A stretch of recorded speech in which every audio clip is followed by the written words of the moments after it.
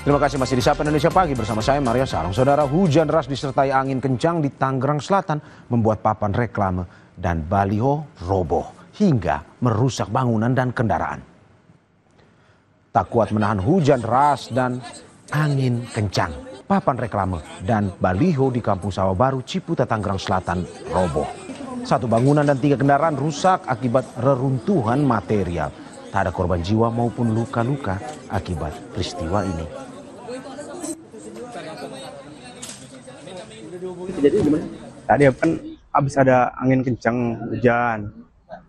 Saya masukkan ke dalam, dapat 2 menit dari situ langsung ambruk. Saya langsung keluar nyelamatin ibu-ibu sama anak-anak yang masih di dalam kan. Setelah ibu-ibu langsung keluar, baru saya keluar. Ini yang ambruk apa? Yang ambruk reklame ini, ketindihan sama baliho. Berapa rumah yang? Ada 9 kamar. Selain rumah ada kendaraan? Ada kendaraan yang 1. Banyak, ada 3 kendaraan yang ambruk. Hujan deras dan angin kencang juga merobohkan tembok area parkir. Roboh hingga puluhan sepeda motor rusak parah di Tangerang Selatan. Tembok area parkir di Jalan Raya Jombang, Ciputa, Tangerang Selatan roboh diterjang hujan deras disertai angin kencang. Tembok setinggi 5 meter ini menimpa puluhan motor milik siswa SMA 11. Sedikitnya 20 motor rusak tertimpa tembok.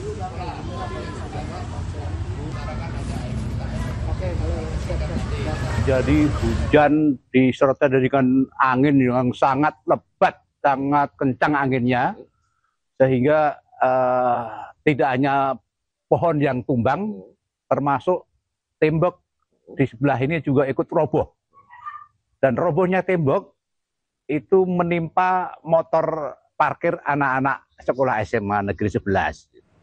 Masih dari informasi angin kencang, saudara, hujan deras disertai angin kencang mengguyur kawasan Tangerang Selatan Selasa siang. Akibatnya sejumlah pohon tumbang dan bangunan rusak.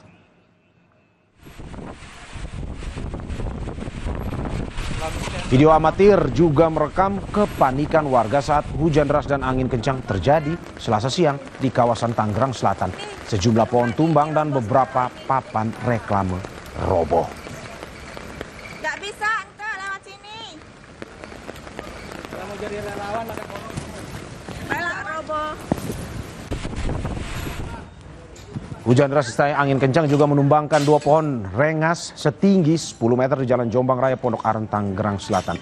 1 warung yang berada di tepat di bawahnya juga ikut tertimba dan membuat seorang warga terluka. Korban sudah dibawa ke rumah sakit untuk mendapatkan perawatan.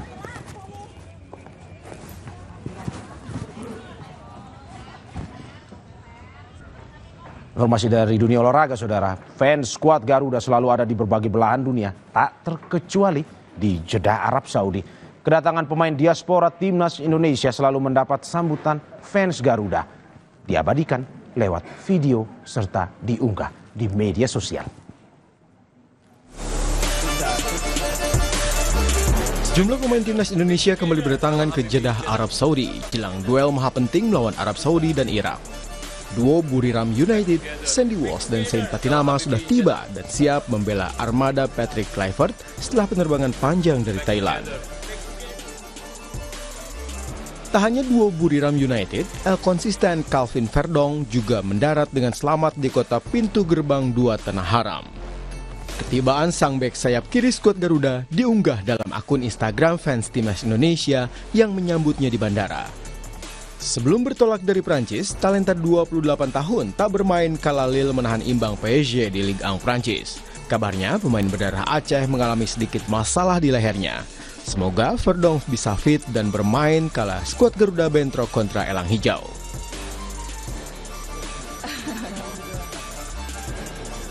Setelah sempat absen lama karena terserang virus, Ragnar Oratmangun akhirnya kembali bisa bermain untuk skuad Garuda. Hadirnya penyerang 27 tahun tentu akan menambah daya gedor armada Patrick Kluivert di lini serang.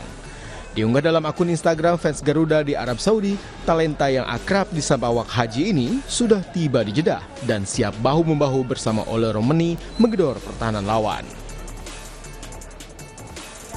Tibanya Kevin Dix, Emiliano Jonathans, dan Dean James di Jeddah melengkapi 28 pemain yang akan berjuang membuat sejarah bahwa skuad Garuda lolos ke Piala Dunia untuk pertama kalinya. Namun anehnya, kedatangan ketiga penggawa ini diunggah dalam akun Instagram sepak bola Irak. Nampaknya Irak juga memantau siapa saja yang akan bermain pada 12 September. Emiliano Yonathans akan menjadi warna baru di lini serang armada Patrick Kluivert dan diharapkan mampu menambah ketajaman daya serang Jay Itzes dan kolega.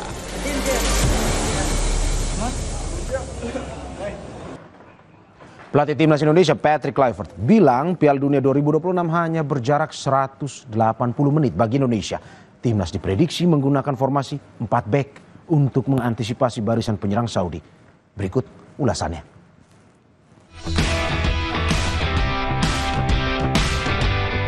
Hanya 180 menit atau 2 pertandingan saja yang akan menentukan langkah Timnas Indonesia menuju Piala Dunia 2026. Seluruh pemain Timnas Indonesia sudah tiba di Jeddah, Arab Saudi untuk melakoni duel hidup mati putaran 4 kualifikasi Piala Dunia zona Asia.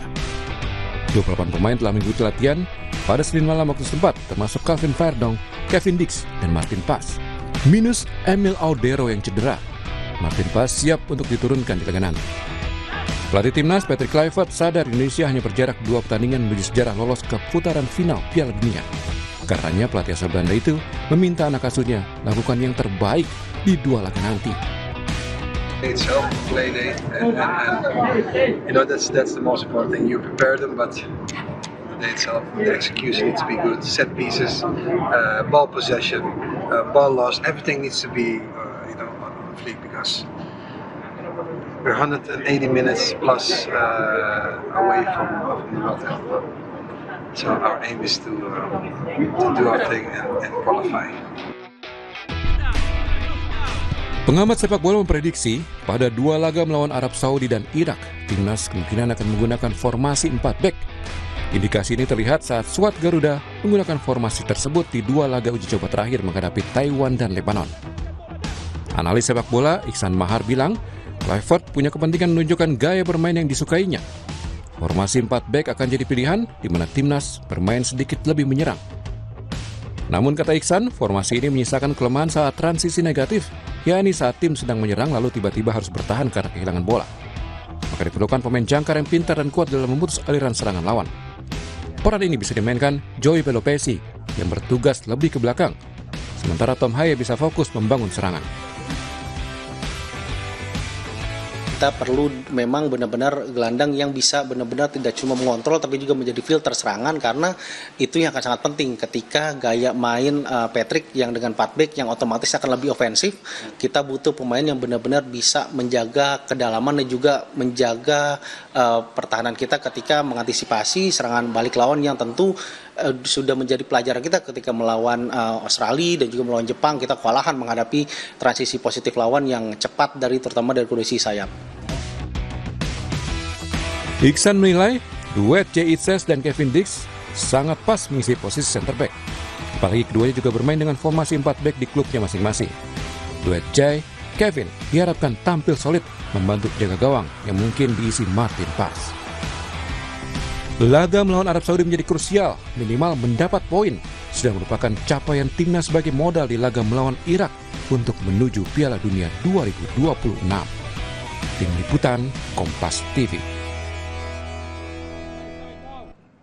Saudara jangan kemana-mana, kami akan kembali dengan informasi lainnya. Tetap di Sapa Indonesia Pagi.